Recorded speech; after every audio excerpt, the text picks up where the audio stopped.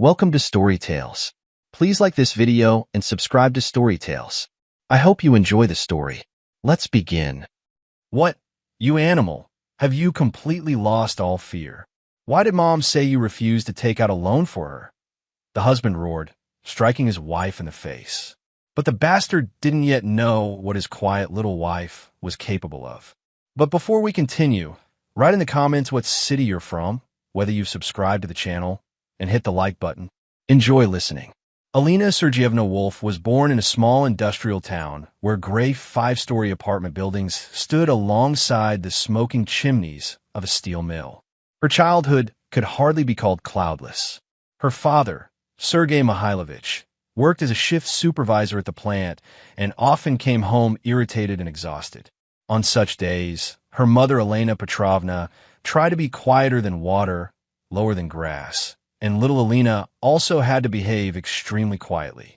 Don't get in your father's way when he's in a bad mood, her mother often repeated, clearing the half-eaten dinner from the table when her father, slamming the door, would go out to the garage to cool off. Like many men of his generation, Sergei Mihailovich believed that the most important thing in raising children was strictness. Alina especially caught it when she brought home B's from school. "What? Do you think you're the smartest?" her father would yell, jabbing his finger at her report card. "Everyone else gets A's. Only you disgrace the family." Alina would shrink, trying to become as small and invisible as possible. This childhood habit of shrinking under pressure, of staying silent when everything inside was boiling, stayed with her for many years. The relationship between her parents could also hardly be called harmonious. Her mother never contradicted her father, accepting his outbursts of anger and unfair accusations as a given. "All men are like that," she would say when Alina tearfully asked why Dad yelled so much. The turning point in the girl's life came in 7th grade. Her mother, who had worked as a bookkeeper at the same plant as her father all her life, suddenly fell ill.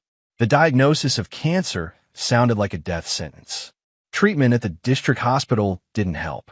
The family didn't have money for clinics in the capital. Alina remembered that evening when her father returned from the hospital, sat down in the kitchen, and for the first time in her memory, cried. He didn't say a word, just sat with his head down, his shoulders shaking. 13-year-old Alina stood in the doorway, not knowing what to do. Approach, hug him, say something? But years of fear had done their work. She never dared to bridge that distance. Her mother died 3 months later. At the funeral, Alina held herself like a little soldier, not shedding a single tear. She cried later, at night, her face buried in her pillow so her father wouldn't hear. After his wife's death, her father became even harder, started drinking more often, spending time in the garage with equally gloomy men. He rarely appeared at home, and if he did, he would silently sit in front of the TV watching football or the news, ignoring his daughter. Now Alina cooked, washed, cleaned everything herself. She had to quickly transform from a child into an adult. Things at school weren't going brilliantly either. After her mother's death, her classmates felt sorry for Alina at first, but children's attention quickly switched to other things. And Alina herself, always quiet and inconspicuous, now withdrew even more into herself. Making friends was difficult. Most of her peers were interested in dances, fashionable clothes, and first kisses. Alina was thinking about what to buy for dinner and how to stretch her father's paycheck until the end of the month. Glimpses of happiness appeared in high school when Alina befriended her English literature teacher, Margaret Anderson. This middle-aged woman with intelligent eyes and a soft smile noticed a thirst for knowledge and love of books in the quiet girl. She was the first to tell Alina that she should go to college. "You have an analytical mind," Margaret Anderson would say, looking over Alina's essay, "and a clear style without unnecessary embellishments. You can make a good lawyer or economist." Her father met the idea of higher education without enthusiasm. "There's no money for college," he said flatly. "After high school, you'll go to work at the plant like all normal people." But Alina decided for the first time in her life to fight for her future. She secretly applied to the State University's economics program. She prepared at night after household chores and went to the entrance exams herself, lying to her father that she was going on a class field trip. When she returned, pale with excitement, with news of her acceptance, her father was silent for a long time, then grunted. "Well, you got in, you got in. Just don't be a burden on me. Figure it out yourself."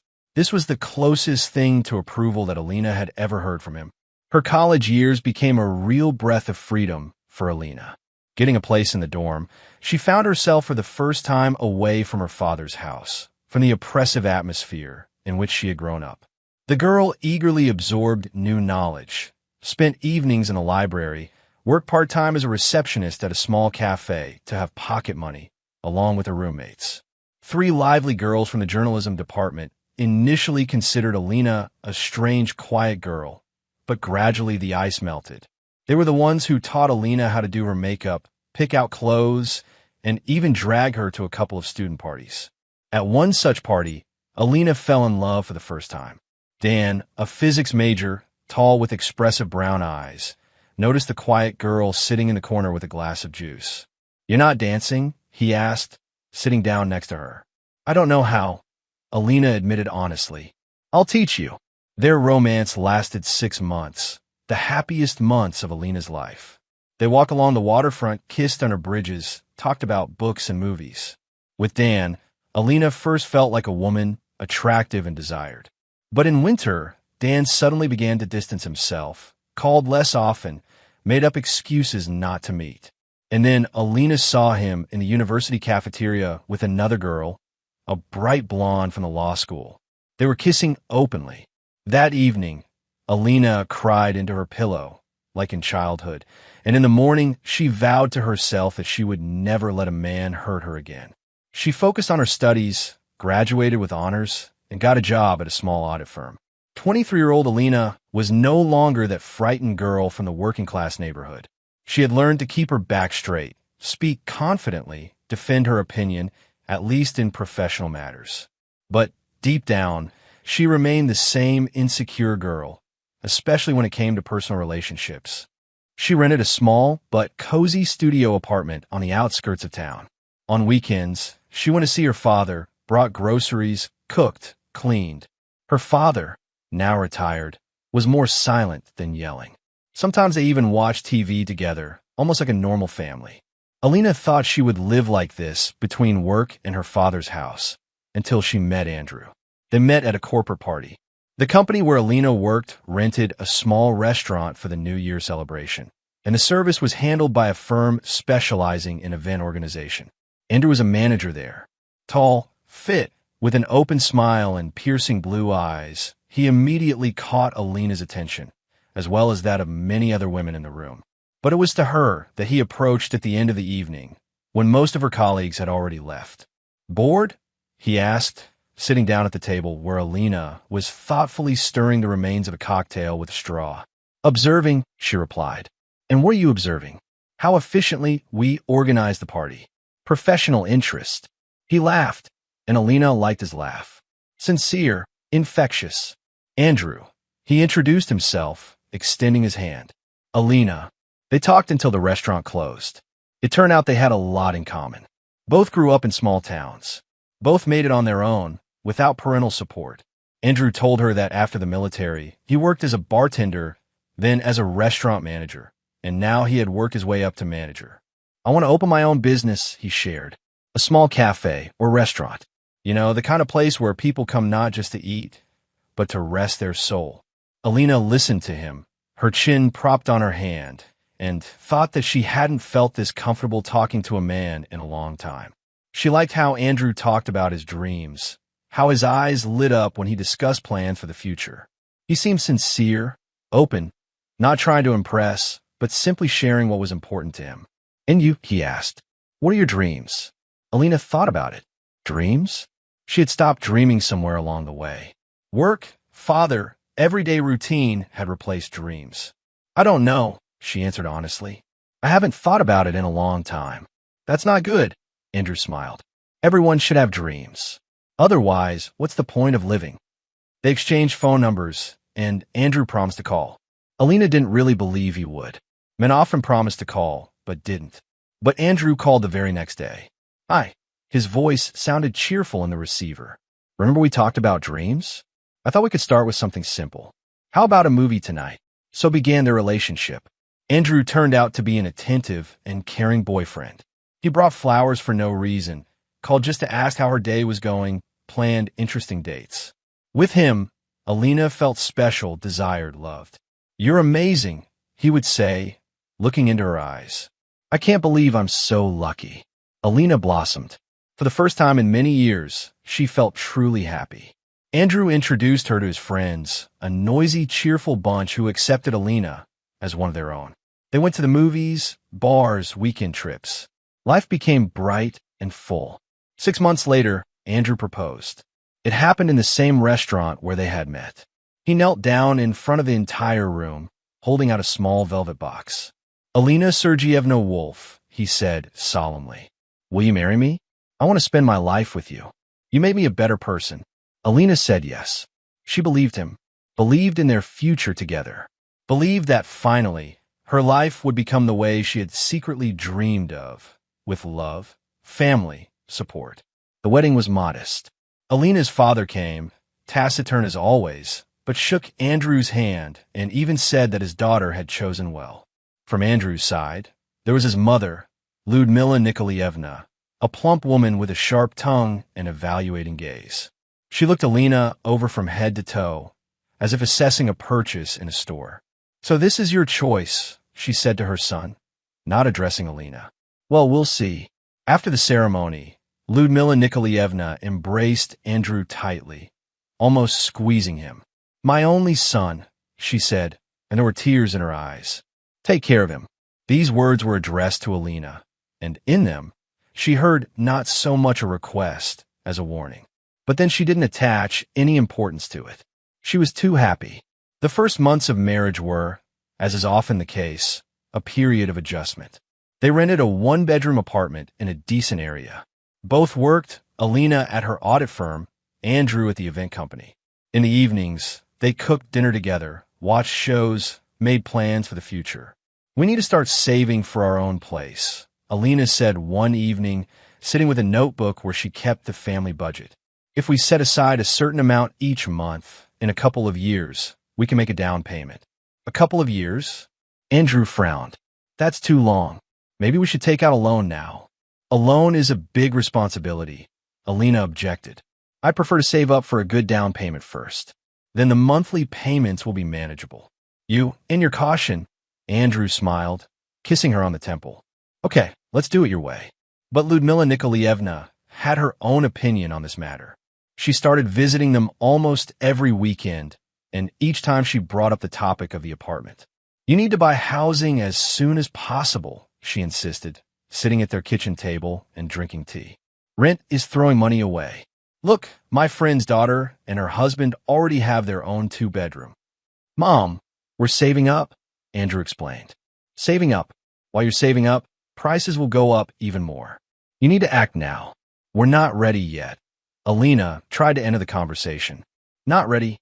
Lyudmila Nikolaevna looked at her as if she were an idiot. "When will you be ready?" "When you're old." "Lyudmila Nikolaevna, we're following our plan."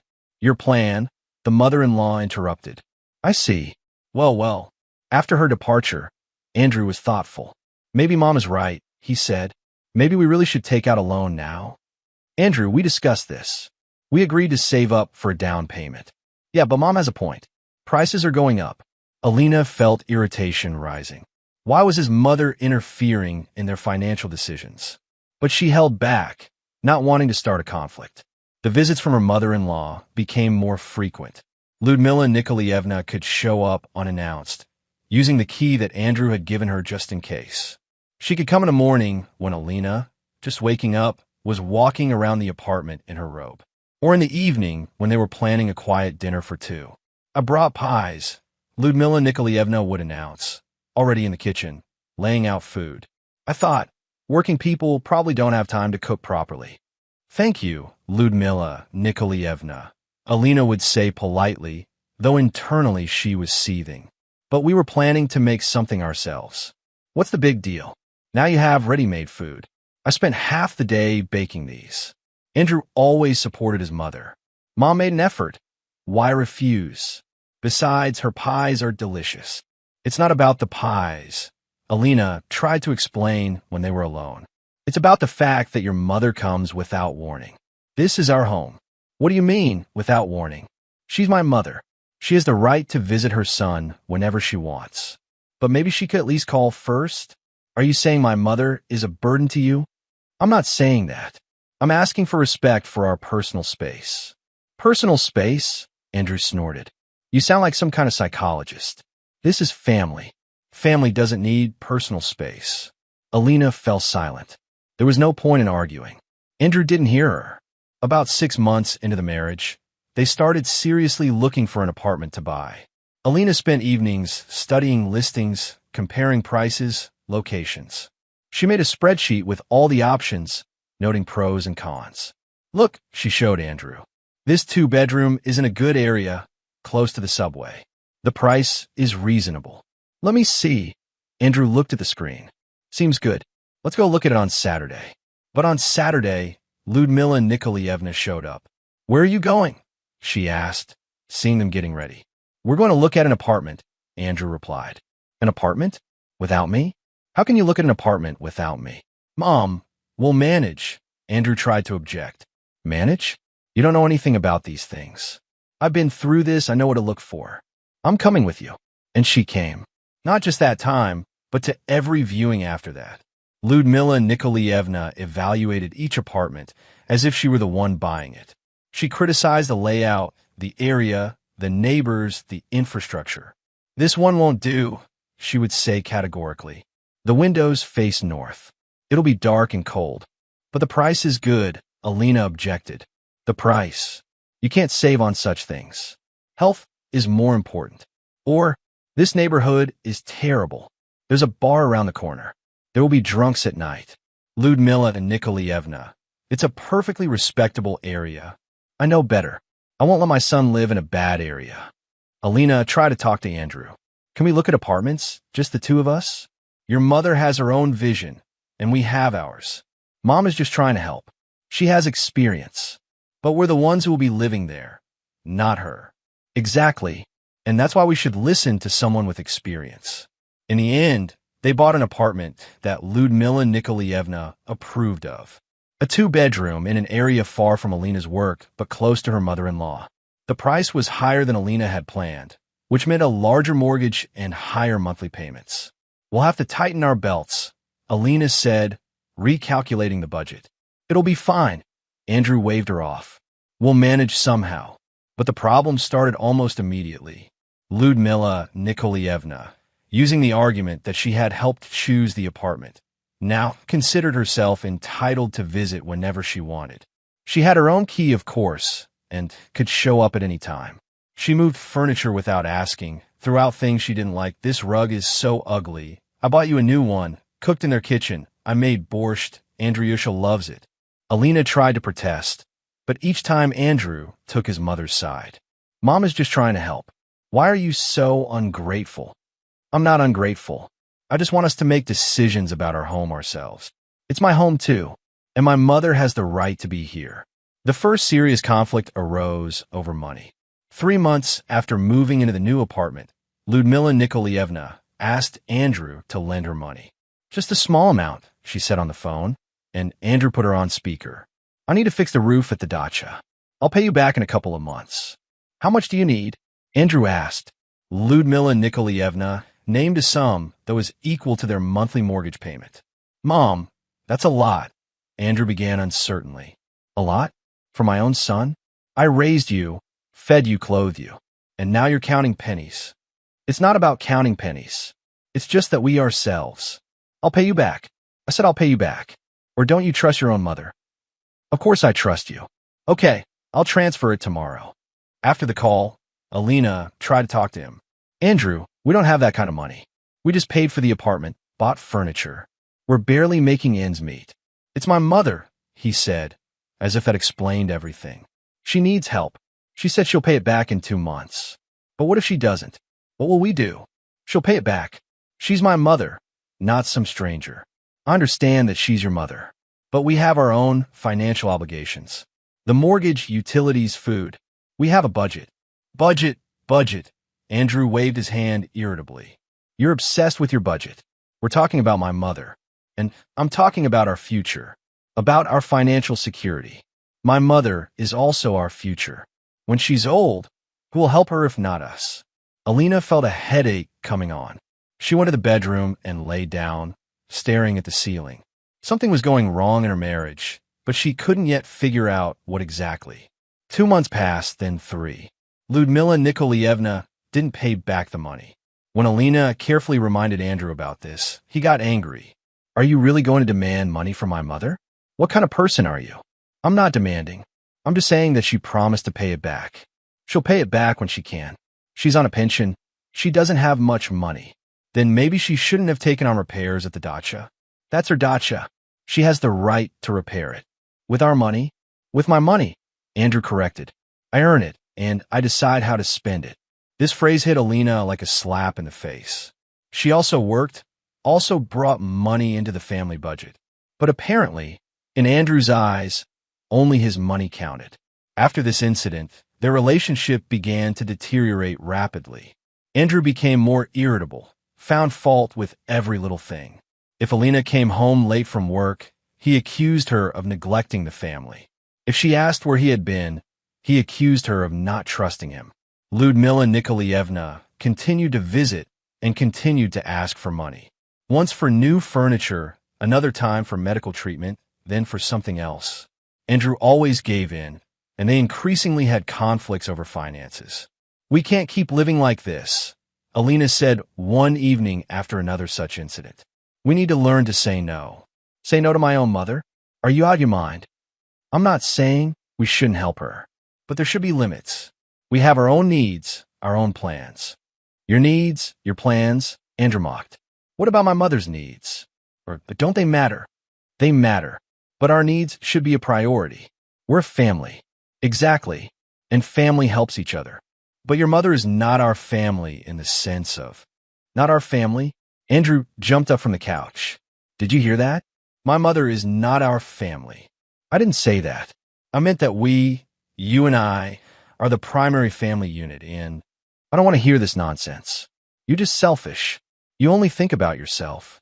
He grabbed his jacket and left, slamming the door. Alina remained sitting on the couch, feeling tears rolling down her cheeks. How did they get to this point? They used to be so happy. The situation continued to worsen.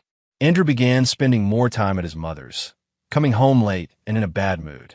When Alina tried to talk, he brushed her off. I'm tired, I don't want to talk.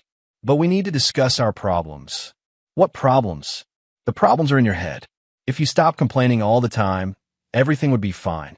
Ludmila Nikolaevna, sensing that her son and daughter-in-law's relationship was deteriorating, began to actively interfere. She called Alina, gave her advice on how to behave with her husband. You need to be softer, dear. Men don't like it when women argue. My Andrew is a sensitive boy. He needs support, not criticism. I don't criticize him, Ludmila Nikolaevna. I'm just trying to discuss our financial problems. Financial problems, the mother-in-law snorted. Money isn't the most important thing in life. The most important thing is family. But you probably don't understand that. After such conversations, Alina felt guilty, although she didn't understand why. She really was trying to make their life better, wasn't she? She wanted them to have financial stability, to be able to save for the future, maybe for children someday. But Andrew saw it differently. In his eyes, Alina was turning into a greedy, callous person who didn't care about his mother. And the more Ludmila Nikolaevna complained to her son, the worse their relationship became. One day Alina came home from work and found that the furniture in the living room had been rearranged. What happened here? She asked Andrew, who was sitting on the couch watching TV. Mom came over. She said the old arrangement was uncomfortable. She rearranged it. Without asking me. What's the big deal? It's just furniture. Andrew, this is our home. We should decide together how to arrange things. It looks fine. Better than before, actually. That's not the point. Then what is the point? That you want to control everything. I don't want to control everything. I want us to make decisions together. Is that really so hard to understand? I understand that you're being unreasonable again. Mom did a nice thing, and you're complaining. Alina felt rage boiling inside her. But she held back, as she had learned to do since childhood. She went to the bedroom, closed the door, and sat on the bed, hugging a pillow. Maybe she really was the problem? Maybe she was too demanding, too rigid? Maybe she should just relax and accept that this was how their life would be. But deep down, she knew that wasn't right. She had the right to her opinion, to personal space, to financial responsibility. She wasn't asking for anything extraordinary, just basic respect. A year into the marriage, Ludmila Nikolaevna announced that she wanted to buy a dacha. Not repair the old one, but buy a new, bigger, better one. "I found a wonderful option," she said at Sunday dinner at their place. "A nice house with a plot of land. There's a garden, a garage, even a little pond." "Sounds expensive," Andrew noted. "Yes, expensive, but I deserve it. I've worked all my life. Now I want to enjoy myself in my old age." "And how are you planning to buy it?" Alina asked, already guessing the answer. "Well, I'll need a loan, of course. But the problem is that the bank won't give me one. My pension is too small. So I thought." She looked at Andrew with hopeful eyes. "Mom wants me to co-sign the loan," Andrew said that evening when they were alone. "Or better yet, take in your name. You have a better credit history and stable income." Alina felt her heart sink. "What? A loan in my name for a dacha I won't even use? It's for Mom. Andrew, we have our own mortgage. We're barely making the payments as it is. And you want me to take on another loan? It's temporary. Mom will make the payments herself. Like she paid back those other debts?" The words escaped before Alina could stop herself. Andrew's face darkened. "Don't talk about my mother like that. I'm stating facts. She never paid us back for the dacha repairs, or for the furniture, or for the medical treatment, because we didn't demand it. She's family. And what am I? Am I not family? You're my wife. Your duty is to help my mother." "My duty?" Alina couldn't believe her ears. "My duty is to take on debts we can't afford so your mother can buy a luxury dacha?" "It's not a luxury. It's a normal dacha. All her friends have them. I don't care what her friends have. We can't afford another loan." "Can't or won't?" Andrew stood up abruptly, towering over her. "I'm starting to think you're just a selfish, greedy person who doesn't care about anyone but herself." "That's not true." Tears welled up in Alina's eyes. "I care about us. About our future, about our financial security. My mother is also our future. Your mother is an adult who should be responsible for her own finances." The phrase hung in the air. Andrew looked at her with such hatred that Alina took a step back. "I can't believe you just said that," he said quietly, which was scarier than shouting. "About my mother." "Andrew, I don't want to talk to you right now." He left, and Alina sank onto a chair, shaking. The conflict had moved to a new level. Now it wasn't just about money. It was about fundamental values, about what family meant, about boundaries and respect. The next morning, Ludmila Nikolaevna called. "Alina, dear," she began in a sugary voice. "Andrew told me you don't want to help with the dacha." "Ludmila Nikolaevna, it's not that I don't want to help. It's that we can't afford it." "Can't afford it? But you both work. You make good money. We have a mortgage and other expenses. I understand, dear, but this is for me, for my old age. Don't you want me to have a place where I can rest, grow vegetables, receive guests?" "Of course I do. But then what's the problem? You'll take out a loan, and I'll make the payments. I promise. I'll even sign a paper if you want." "It's not about a paper. It's about the fact that we already have enough financial obligations." "Financial obligations?" Ludmila Nikolaevna's voice turned cold. "I see. Money is more important to you than people." "That's not what I said. No need to explain. I understand everything. I thought you were a good daughter-in-law, but I was wrong. You're destroying my relationship with my son, Alina. Andrew is very upset because of you." "I'm not destroying anything. He's my only son, my only family, and you're taking him away from me." "I'm not taking him away from anyone." "We'll see about that." Ludmila Nikolaevna hung up. Alina sat staring at the phone, her hands shaking. She felt cornered. Whatever she did, she was wrong. If she agreed to the loan, they'd be in debt up to their ears. If she refused, she was the villain destroying the family. That evening, Andrew came home late and drunk. Alina had never seen him like this.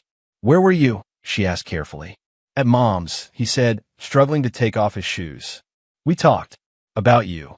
About me? She's crying because of you. My own mother is crying. Do you understand what you've done? Andrew, I didn't do anything. You refuse to help her.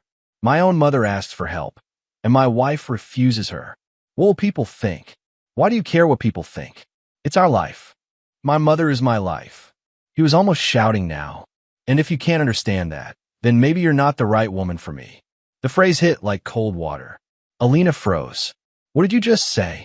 You heard me. Andrew moved closer, and Alina smelled the alcohol on his breath. Maybe I made a mistake marrying you. Maybe I should have listened to Mom when she said you were too cold, too calculating. She said that. She sees right through you. She knew from the beginning that you only care about money. That's not true. Then prove it. Take out the damn loan. Andrew, please calm down. You're drunk. Let's talk about this tomorrow when... I don't want to talk tomorrow. I want you to call the bank right now and apply for the loan. I can't do that. Can't or won't. Both. The slap came so fast she didn't see it coming. The sound echoed in the apartment. Alina touched her cheek, feeling it burn. For a moment, they both stood frozen. Alina, Andrew began, but she backed away. Don't come near me. I'm sorry. I didn't mean to. You made me so angry. Get out. What? Get out of this apartment. Now. It's my apartment too. I said get out. Her voice was so cold, so firm, that Andrew actually stepped back. He looked at her, opened his mouth to say something, then turned and left, grabbing his jacket. When the door closed, Alina sank to the floor. She sat there, hugging her knees, feeling her whole body shaking. He had hit her. Her husband had hit her. The man who had promised to love and protect her had raised his hand against her. She sat like that until morning, unable to cry, unable to think clearly. When the first rays of sun came through the window, she got up, washed her face, and looked at herself in the mirror. Her cheek was slightly swollen, a bruise forming. She touched it gently, wincing at the pain. Then she did something she had never done before. She called in sick to work, packed a small bag, and left. She didn't know where she was going, but she knew she couldn't stay in that apartment. She ended up at Svetlana's, her old college friend. When Svetlana opened the door and saw Alina's face, she immediately pulled her inside. Oh my God, what happened? Andrew, was all Alina could say before she finally started crying. Svetlana made tea and sat down next to Alina on the couch, wrapping her in a warm blanket. Tell me everything, she said gently. And Alina told her. About Andrew's mother, about the constant interference, about the money issues, about the loan request, about the fight, and finally about the slap. He hit you, Svetlana said flatly when Alina finished. You need to file a police report. I don't know, Alina whispered. Maybe I really did push him too far. Maybe if I had just agreed to the loan. Stop, Svetlana interrupted firmly. Do you hear yourself? You're making excuses for him. Alina, there is no excuse for domestic violence. None. No matter what you said or did, he had no right to hit you. But maybe I was too rigid about the money. Being responsible with finances is not a crime. Refusing to take on debt you can't afford is not a crime. You know what is a crime? Assault. That's what he did to you. He was drunk. That's not an excuse. If anything, it makes it worse. What happens next time he's drunk and angry? Next time, the words hung in the air. Will there be a next time? Alina touched her bruised cheek. She didn't want to find out. What should I do? She asked, feeling lost. First, you stay here as long as you need. Second, tomorrow we go to the police station. You file a report. Third, you see a lawyer about divorce. Divorce. Alina repeated the word. It felt so final. Yes, divorce.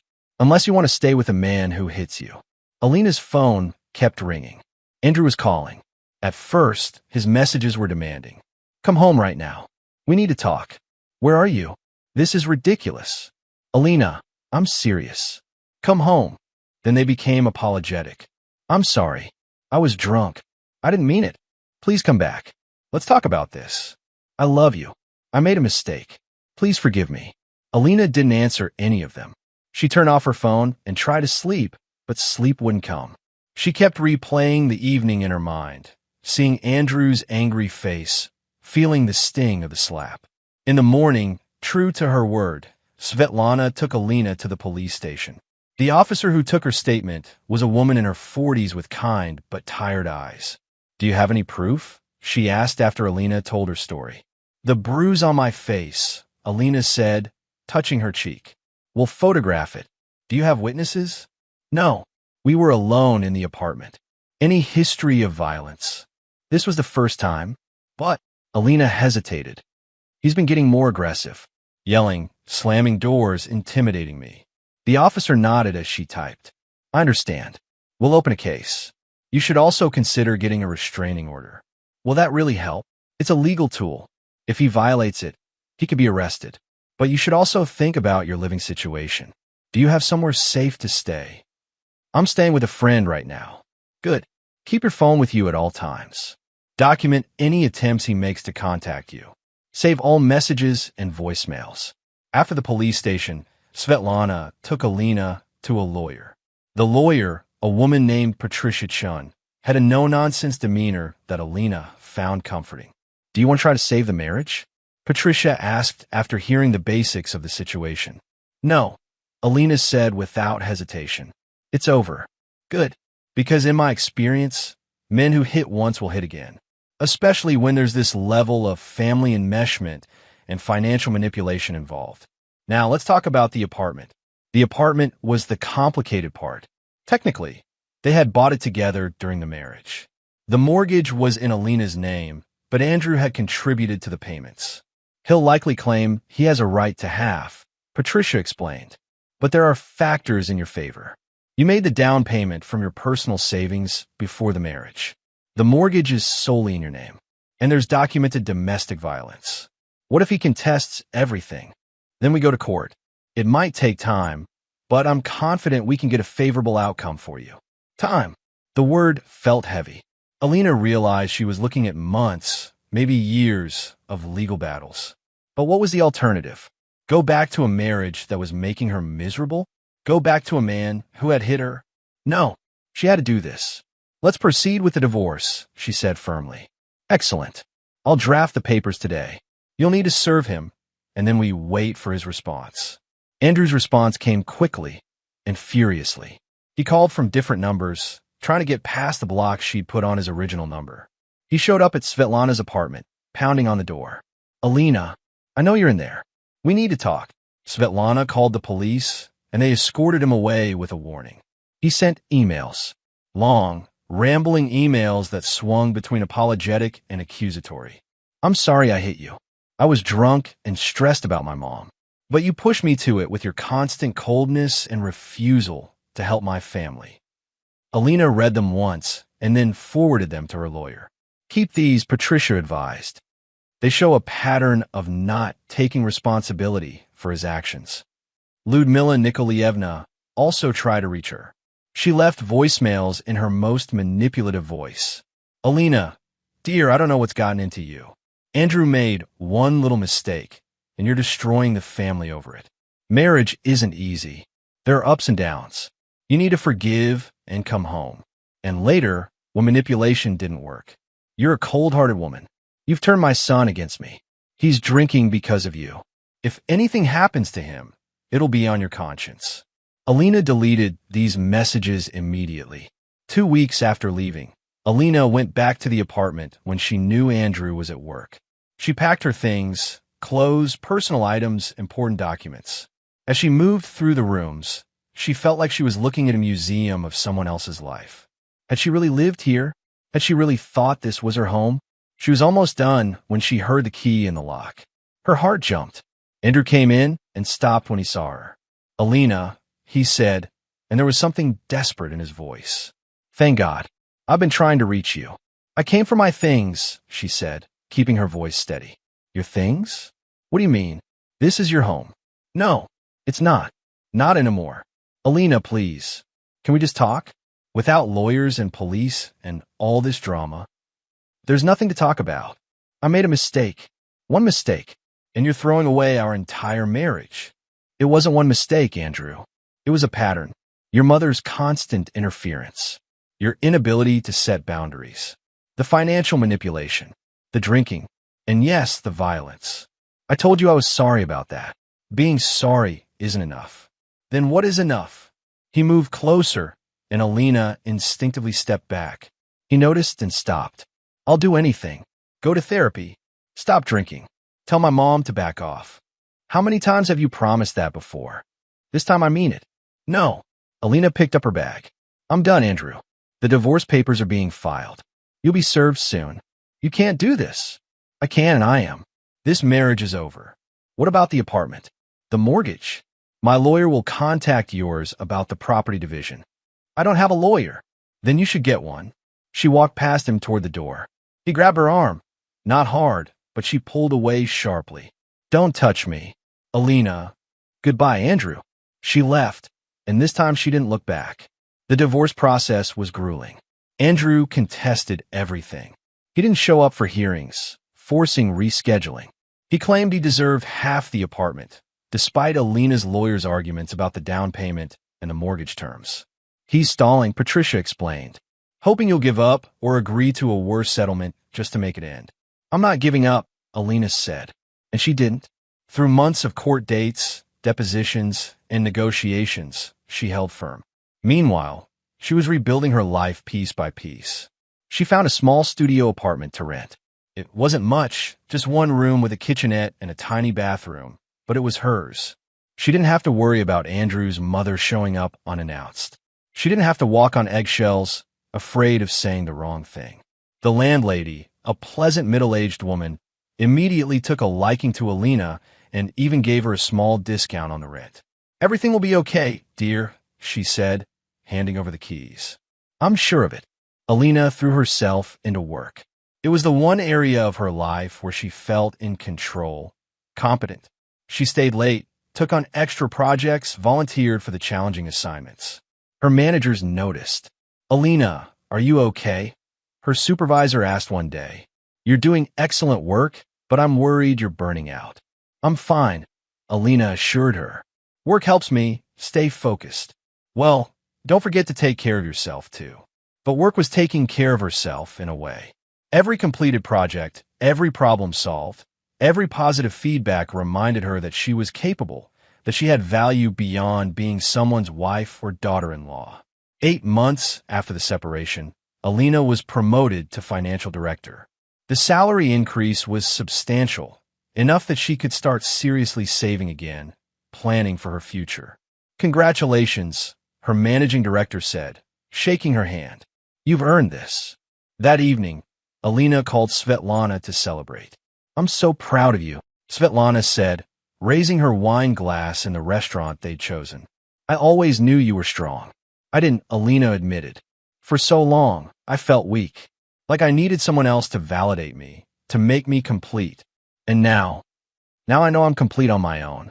The relationship, the marriage, those should have been additions to my life, not the foundation of it. Damn right, Svetlana clinked her glass against Alina's. Here's to you, and to never settling for less than you deserve. The divorce was finally finalized after almost a year. The court ruled mostly in Alina's favor. She kept the apartment, but had to pay Andrew a compensation equal to 1/3 of its current value. Could have been worse, Patricia said, reviewing the final documents. He wanted half. You're paying significantly less than that.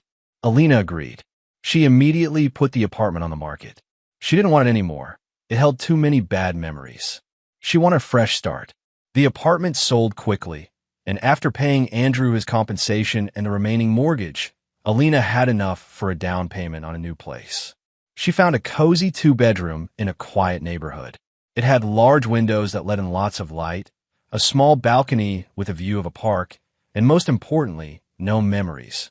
She furnished it herself, choosing each piece carefully. No more compromises, no more considering what Andrew or his mother would think. Just her taste, her style, her home.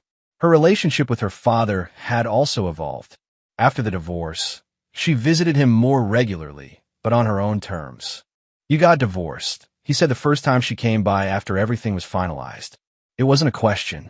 Yes. He was quiet for a moment, then said, Good. That man was no good for you. It was perhaps the most supportive thing he'd ever said to her. He hit me, Dad, Alina said quietly. Just once, but that was enough. Her father's jaw tightened. I should have. He trailed off. Your mother would have known what to do. Mom would have told me to forgive him, to keep the family together. Maybe, or maybe, he looked at her with something like regret in his eyes. Maybe she would have told you what I'm telling you now. You deserve better. You always did. Thank you, Dad. They watched TV together in comfortable silence, and Alina realized that this was progress. They would never have the warm, close relationship she sometimes envied in other families, but they had this, a quiet understanding, a mutual respect. Alina started to enjoy her independence. For the first time in her life, she was making decisions based solely on what she wanted, not what others expected of her. She signed up for Spanish lessons, something she'd always wanted to do but never had time for. She started jogging in the mornings, enjoying the solitude and the endorphin rush. She joined a book club and made new friends who knew her as Alina the person, not Alina the daughter or Alina the wife. There were still difficult moments. Sometimes, late at night, loneliness would creep in. She'd lie in bed wondering if she'd made the right choice, if she'd ever find love again, if she was destined to be alone. In those moments, she'd remember Andrew's angry face, his raised hand, Ludmila Nikolaevna's manipulations. She'd remember feeling small and powerless in her own home. And she'd realize that being alone was infinitely better than being with someone who made her feel that way. She wasn't actively looking for a new relationship. The wounds were still too fresh, the memories too painful. But she was open to the possibility, someday, when she was ready. Meanwhile, she focused on herself. She started therapy, something she'd been avoiding because it felt like admitting weakness. But her therapist, Dr. Williams, helped her see it differently.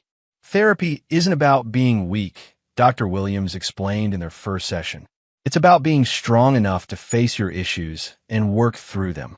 They talked about Alina's childhood, about her mother's death and her father's emotional distance.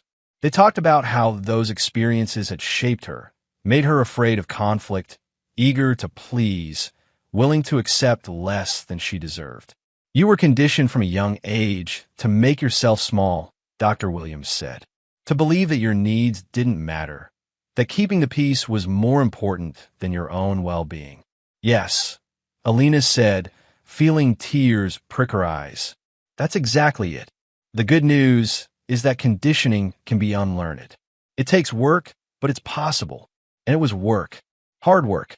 Alina had to consciously practice setting boundaries, speaking up for herself, prioritizing her own needs. It felt wrong at first, selfish even. But gradually, it started to feel natural. A year after the divorce was finalized, Andrew reached out again.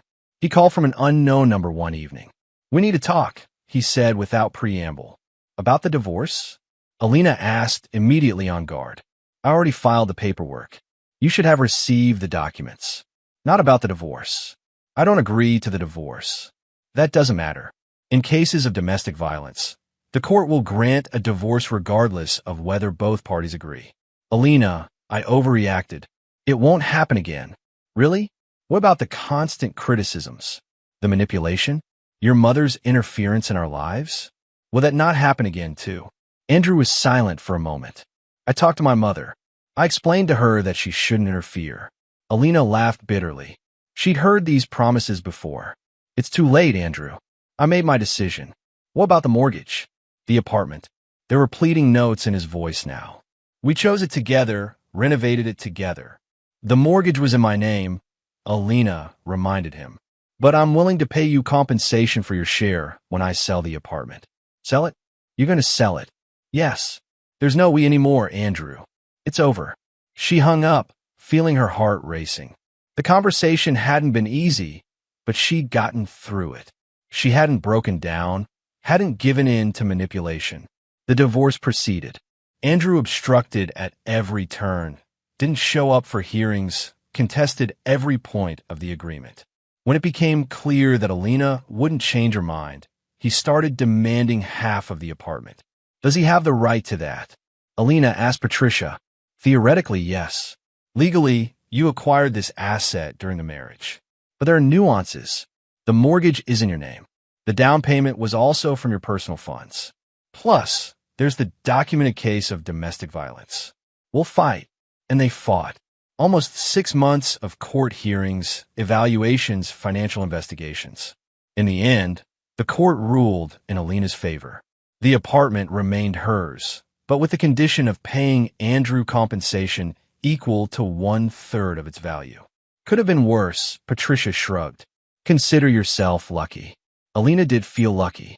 She'd lost money but gained freedom and self-respect. It was like being born again. Work helped her avoid sinking into depression. Alina threw herself into projects, started staying late, taking on extra assignments. Her diligence was noticed. 8 months after the divorce, she got promoted to financial director with a substantial salary increase. Congratulations, the managing director said, shaking her hand. You've earned it. That evening, Alina felt like she was flying home. She called Svetlana, invited her to celebrate the promotion at a restaurant. You're amazing. Svetlana sincerely rejoiced, raising her glass of wine. I always knew you were strong. Not always, Alina smiled. You didn't see me before. Before Andrew, before the divorce. It doesn't matter what you were like. What matters is who you are now. And who is she now? Alina often asked herself this question. Strong? Yes. Independent? Absolutely. Happy? Perhaps not yet, but definitely on the way. After selling the apartment and paying Andrew his compensation, there was a decent sum left, enough for a down payment on a new place. Alina bought a small but cozy 2-bedroom in a quiet neighborhood, furnished it to her taste, without regard for anyone else's preferences. For the first time in her life, she had a real home, a place where she could relax, be herself, without fear of criticism or reproach. Her relationship with her father also changed. After the divorce, Alina visited him more often, but now she didn't allow him to criticize her life or tell her how to act. I'm an adult now, Dad, she said firmly when he tried to reproach her for the failed marriage. I'm responsible for my own decisions and my own life. For the first time, she saw something like respect in his eyes. Alina wasn't looking for a new relationship. The memories of her marriage to Andrew were too fresh. She enjoyed her freedom, the ability to decide for herself how to spend her time, where to go on vacation, what to spend money on. She signed up for Spanish classes, had always wanted to learn that language. Started jogging in the mornings, watching her diet. Joined a book club. Life gradually filled with new colors, new people, new experiences. Of course, there were difficult moments. Sometimes at night, melancholy, doubts, fear of loneliness would wash over her. In those moments, Alina would remember how Andrew had yelled at her, how he had raised his hand, how he had allowed his mother to interfere in their lives, and she understood that loneliness wasn't the worst thing. Far scarier was being with someone who didn't respect you, who didn't see you as a person with your own desires and rights. Part 7. Full circle. A year after the divorce, Andrew showed up again. He called and asked to meet just to talk. Why? Alina asked directly. We have nothing more to talk about. I've changed, he said quietly. Really changed. I've been seeing a therapist. I've learned a lot about myself, about my relationship with my mother. I'd like to apologize in person. Alina hesitated. On one hand, this chapter of her life was closed. On the other, some part of her wanted to see this new Andrew. Maybe for closure. Maybe out of curiosity. They met at a small cafe downtown. Alina arrived early, took a table by the window. Seeing her ex-husband entering the cafe, she felt nothing. No bitterness, no anger, no longing. Just detached interest, as if toward a barely familiar person. Hi, Andrew said, sitting down across from her. Thanks for agreeing to meet. He looked haggard. There were shadows under his eyes. He was dressed sloppily, wrinkled shirt, worn jeans. Not the put-together man she'd married. How are you? Alina asked, just to start the conversation. Fine, he smiled crookedly. Still working at the same company. Renting an apartment near Mom's. Something in his voice made Alina alert. How is Ludmila Nikolaevna? Mom, Andrew stumbled. Mom bought that dacha. Took out a loan in my name. And she isn't paying it. He laughed bitterly. She keeps saying her pension is delayed, or she bought expensive medicine, or something else. In the end, I'm the one paying. More than half my salary goes to it. Alina said nothing.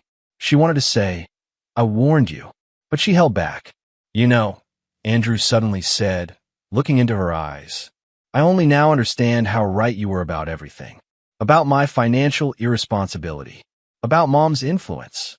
He talked for a long time, repenting, apologizing, sharing his insights from therapy sessions. Alina listened attentively without interrupting.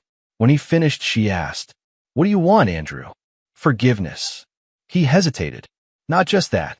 I thought maybe we could try again." "I really have changed, Alina. I still love you." Alina looked at him and suddenly felt infinitely sorry for this man. He still hadn't really grown up. Still looking for someone to take care of him, solve his problems, fill his life with meaning. "No, Andrew," she said softly but firmly.